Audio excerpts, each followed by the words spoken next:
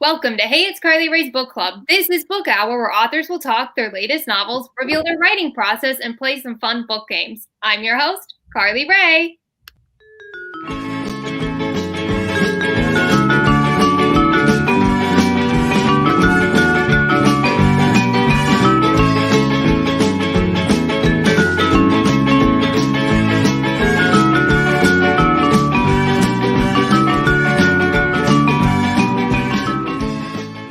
Today we have actress and author Reagan Pasternak. We're going to be talking about her upcoming book, Griffins Heart, if keeping a journal is how she crafted this book, what her most cherished chapter is, and find out why she decided to branch out and release a book. Because we're going to see if Reagan is smarter than a fifth grader when we play Game Time. We'll jump in right after this.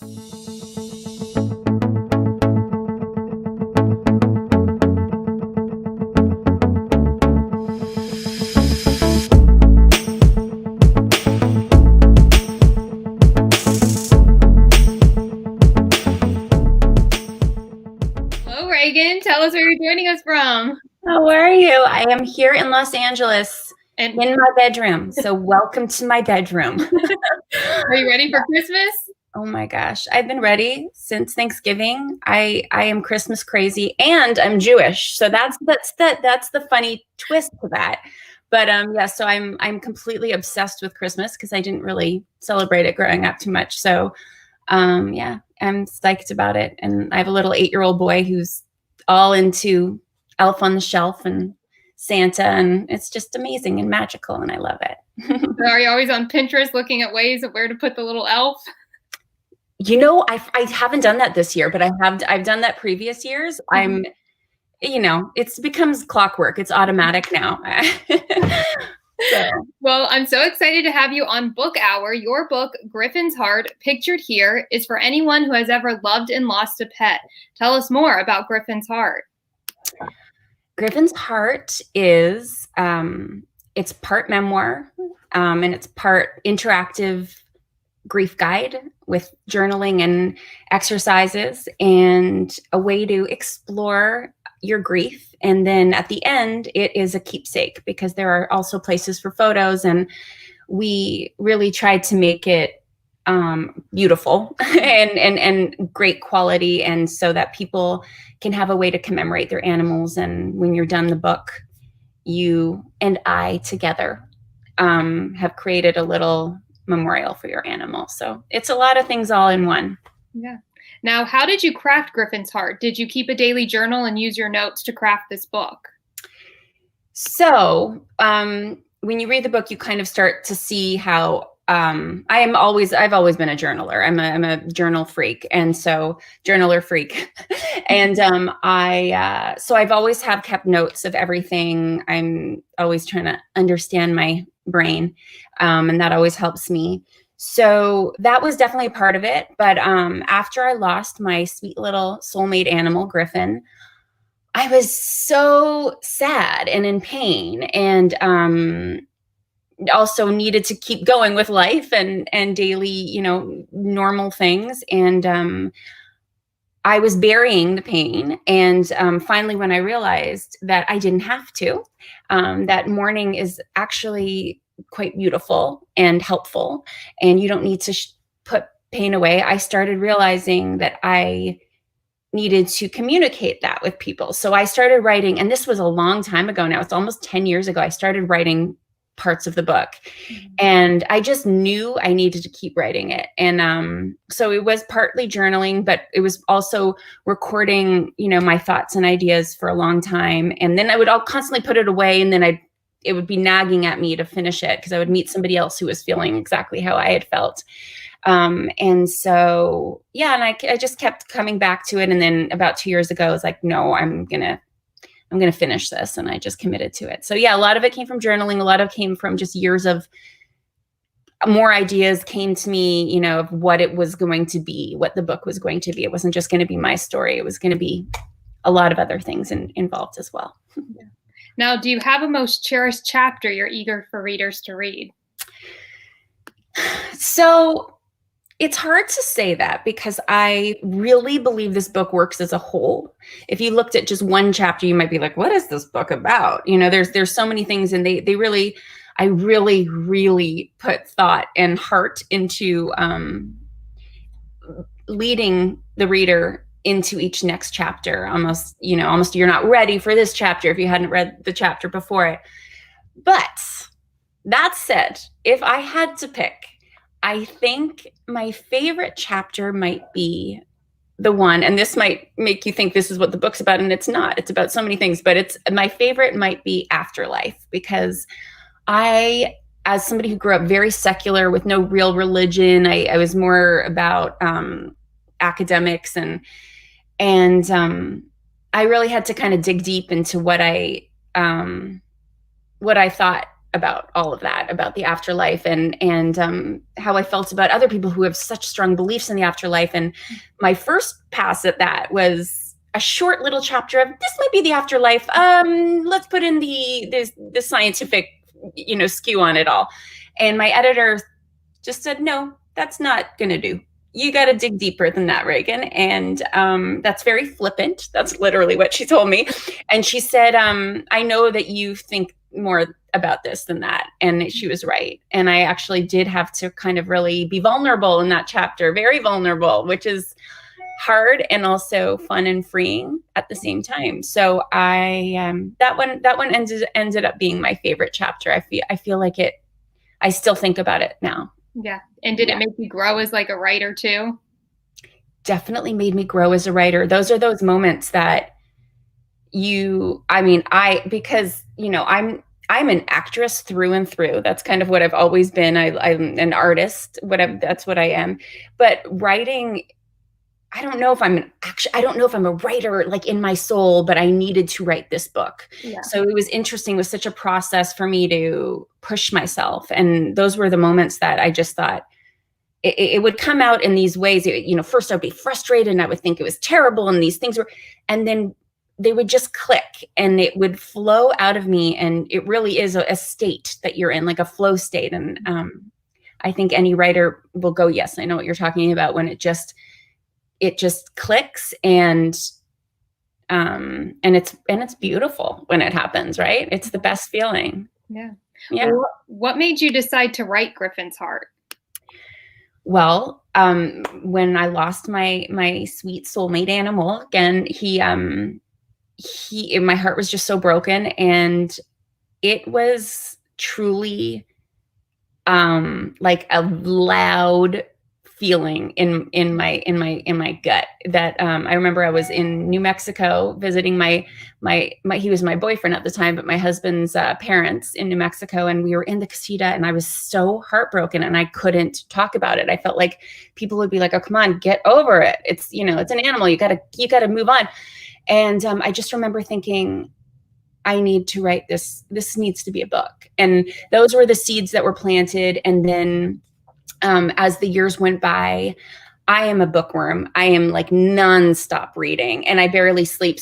And now that there's Kindles, it's like my mind is, it's a problem. Maybe. I don't know if it's a problem. It's a good problem, right? Yeah. But I'm so nonstop reading, and I just kept getting more and more from the authors that I was inspired by. I just thought, I know what this book is really supposed to be now. I just kept realizing it was supposed to be, it just started coming together and ended up being what it is now. So that's a long answer, but that's kind of how I ended up finally really buckling down and doing it. Yeah. Now, is there one thing you hope readers take away from this book? I hope that they feel heard. I hope they feel validated. I hope they feel proud of themselves for taking the time to honor I call them beings in the book. That's their pets, their animals. And I hope they feel a little bit of closure. That's my wish. Yeah. Well, that's awesome. Well, you heard Reagan talk all things Griffin's Heart. Stay tuned, because when we return, we're going to find out why this amazing actress decided to branch out and write a book. I'm Reagan Pasternak. I am the author of Griffin's Heart, Mourning Your Pet with No Apologies. I started writing Griffin's Heart because after my own soulmate animal, Griffin, died, I was completely shattered, and I just couldn't quite find the resources that I needed to heal. Griffin's Heart is more than a book. My story is definitely in there, but it is also an interactive grief guide, and it has places for photos and journaling and healing exercises. And my hope is that at the end of the book, you have your own story in there, and you have your own tribute to your animal. So it's a keepsake. I would love to hear from you. I'm on Instagram at Reagan Pasternak, and we also have started a page at Griffins Heart Book where I will be collecting your stories and your tributes, eulogies, photos, anything that you want to share, and we can start a little community and have a collective memorial, if you will. I'm so looking forward to hearing from you. Thank you for listening, and let me know what you think of the book. Welcome back to Book Hour. I'm your host, Carly Rae, here with actress and author Reagan Pasternak. Now, Reagan, you are a well-known actress, having appeared on Disney's In a Heartbeat, MTV's Jailbait, Hallmark's A Christmas Visitor, and many more.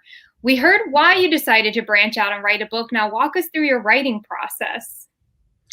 Yeah. So, that was interesting because I started right after Griffin died, or a few months after Griffin died. And then I would start writing. I would write little parts, but I didn't know where the book was going. And I did have the mean voice in my head going, who do you think you are? You can't write a book. I had all of that going through my head. And of course, trying to balance also my work with writing. But then, I kept coming back to it. And then truly, I think 2 years ago, my husband, who has a marketing company, he was at an Amazon conference, and I think it inspired him in certain ways. And he'd watched this woman who'd written a journal talking about, just how she did this whole thing on her own, and it was quite inspiring. And I was sitting out in my living room, and he came out in the morning, and he just looked at me and goes, "You need to finish that book." He said, it is so true to who you are. And he's like, "Enough, you got to do it." And it just kind of clicked. And I just thought, yeah, you're right. I need to finish the book. And so I literally Googled, how do you finish a book?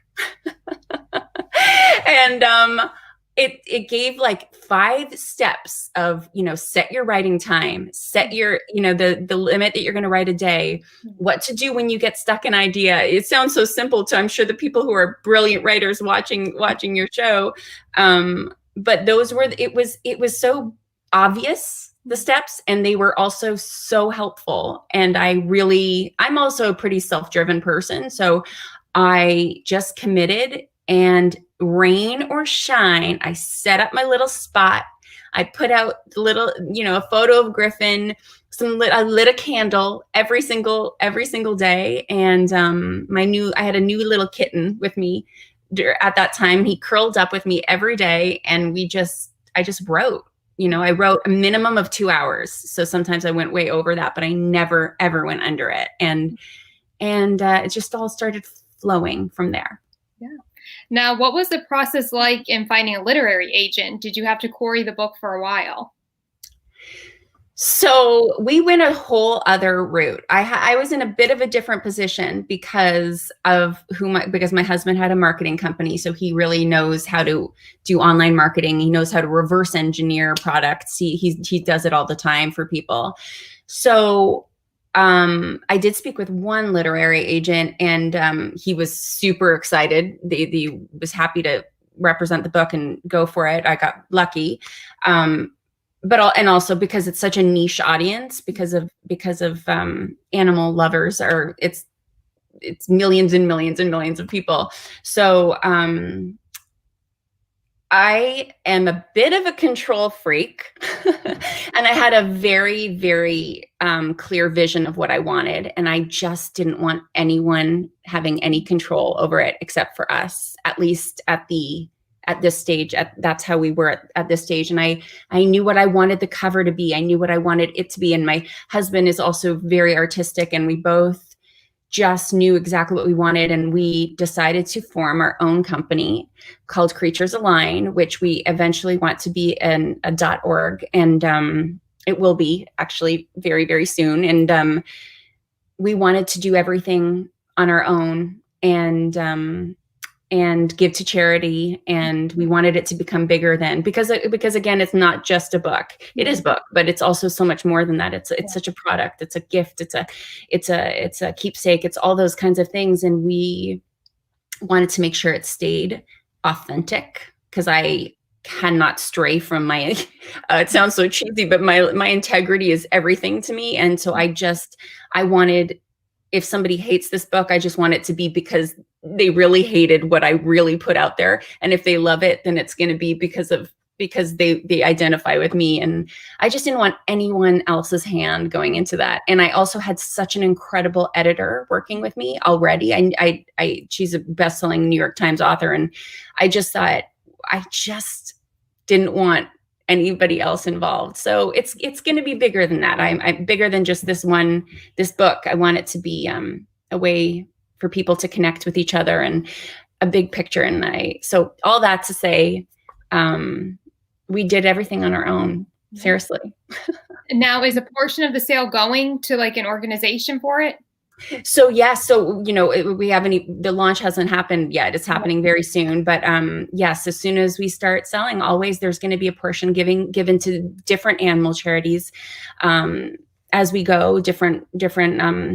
There's so many, and we'll just pick different ones that we're believing in that need it at that time. Everybody needs it, but that we feel connected to at different months. And yeah, that's a big part of it for me. I love the cover of this book and the packaging. Were you involved in the design process? Yes. So short answer is yes. My husband and I had a very, very strong vision from the very beginning. And the cover of the book, this is the cover of the book. And it is based on a painting that my husband made for me the Christmas right after Griffin had died. He brought out this painting, which I have beside me.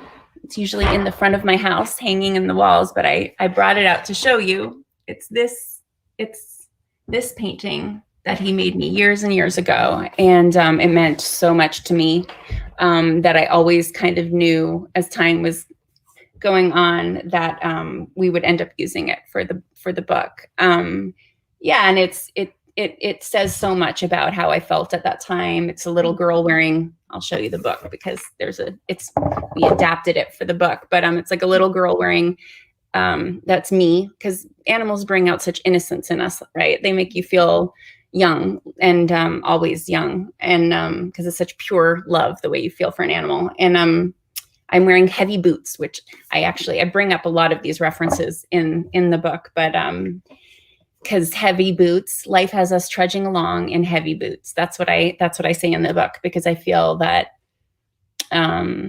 animals kind of give you kind of a reprieve from all the sadness and heaviness and stressors of day-to-day life. And so he kind of incorporated so many things that I felt into that painting that I knew it had to be the cover of the book. We tried a few different things, but the other thing with the book is that, I definitely wanted it to be on beautiful, environmentally safe paper. I wanted the paper to be perfectly beautiful quality, so that people could put their photos in there and they would be sturdy and not move. And then at the back of the book, I kept a little pocket for anything extra that you might want to put in there. And I put a little note to the readers. I don't know, we wanted every detail to feel like a keepsake, not just a book. And I love books. I collect first editions of books, and I wanted people to have that same feeling with my book, and maybe even more, because that's why we did the embossed slipcase and all that kind of thing. Yeah, I really enjoyed the packaging and how it all came together. Yeah. Thank you so much. Yeah. Now, what has been your favorite part of the book journey? Oh my goodness. There have been so many wonderful parts. I loved, first of all, it was cathartic because that, you know, I tried so hard again to be authentic and vulnerable writing. And the book hasn't even come out yet, but I've been contacted by so many people who have needed some sort of outlet like how I needed, and connecting with people has been such an amazing part of this. And just hearing from other authors that we've sent it to a select amount of people so far. It's going to be going out to a lot more soon, but the feedback has been unbelievable. And that has been amazing, because you're in your own cocoon while you're writing. You don't know if it, is this terrible? I don't know. I know it's true. I just don't know. You don't know. So hearing feedback and how much it's touching people already is just mind blowing to me. I literally have been reading emails from people and just tears pouring down my face, just going, wow, this feels really good, because it's one thing to create that's part of who I am. I always need to be creating something. And that feels great. But when you're connecting, that just takes it to a whole other level. That's the best part for me so far. Yeah. Well, there you have it. Reagan, I want to thank you for being on Book Hour and joining us today. Before you go, tell viewers if there will be more books or what projects you're working on or what you might appear in. So for Griffins Heart, I would definitely tell people to go click the notify me button on my Griffins Heart page, griffinsheart.com. And so we can tell you when the book becomes available. That's my baby right now that is taking up all of my mind and time. And I'm so happy to be doing this. And I mean, if you turn on your Hallmark, you're going to see me in a bunch of Christmas movies, whether you like it or not this year. And and then just hoping for things to get back to normal in the world and keep being busy. Yeah. Now, if viewers want to follow you on social media, where can they find you? So I'm on Instagram at Reagan J. Pasternak. We have an Instagram page set up for the book, but that's more for if you want to share your story of your animal with me, which I would love. And that's Griffins Heart the book, at Griffins Heart the book. Okay. You heard Reagan. Go check her out now. All of her social media handles are in the description below.